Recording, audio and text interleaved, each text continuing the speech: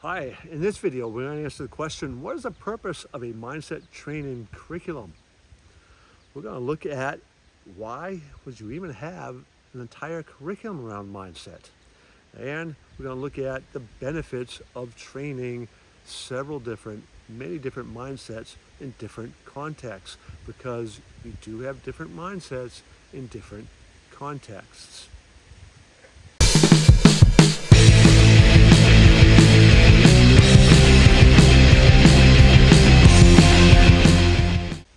First part of this video, we're going to look at the principles behind a mindset training curriculum. We're going to look at how that will improve your performance in all areas of your life. We're going to look at the mental health aspects of training your mindset and being able to build resiliency as well.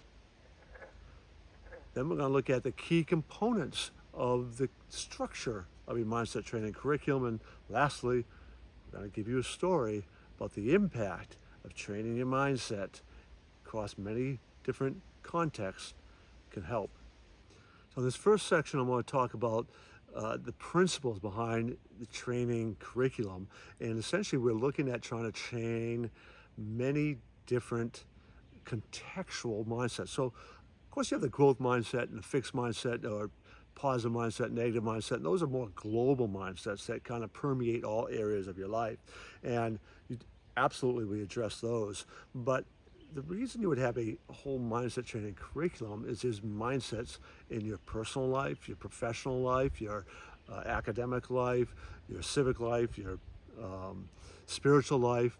And within that, you're going to have a mindset around your relationships, family and friends, your mind and body, love, faith, faithfulness. These are all areas where you would have a mindset that's going to create this, what I call the mindset of a champion arch, which is going to support your successes in any endeavor in life.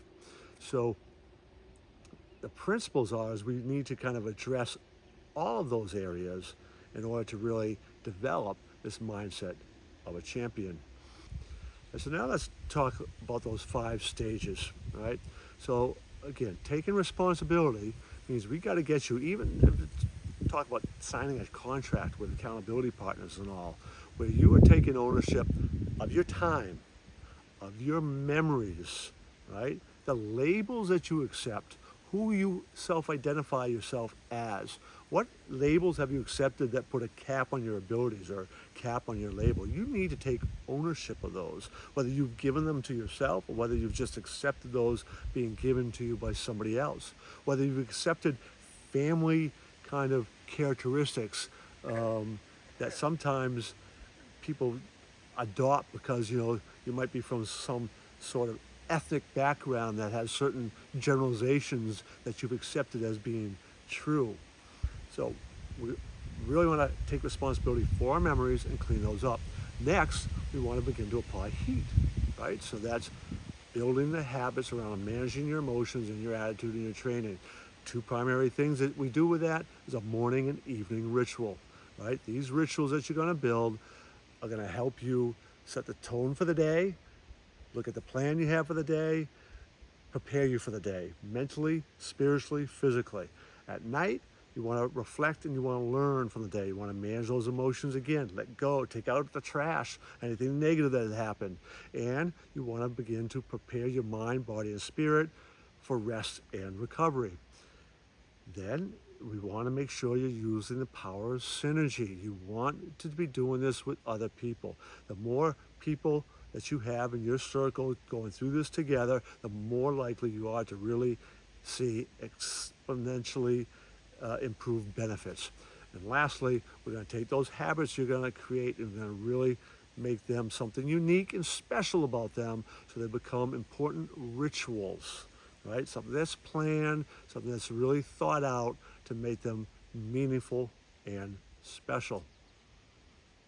So when you begin to make these changes in your mindsets, when you begin to build that mindset of a champion arch, it impacts every area of your life. So first, we clean things up, right? So you can begin to build this mindset. Two, you lay a foundation of love and leadership in love. Right? There's certain characteristics that are crucial for this. Faith and faithfulness, those piers that we're going to build these arch on. That arch, again, is the relationship pieces, friends and family, how to really kind of master those, your mind and your body, and it's all held together with that spirit of a champion. Each of those, there's certain characteristics, beliefs, values associated with each of those components that we want to build into your life. We want to habituate those so they become part of who you are. So what's a good training program look like? Well, first of all, it's got to have built in a structure for you to create habits, a way of doing that. On average, it takes 66 consecutive days to create a habit. There's things you need to do every one of those days.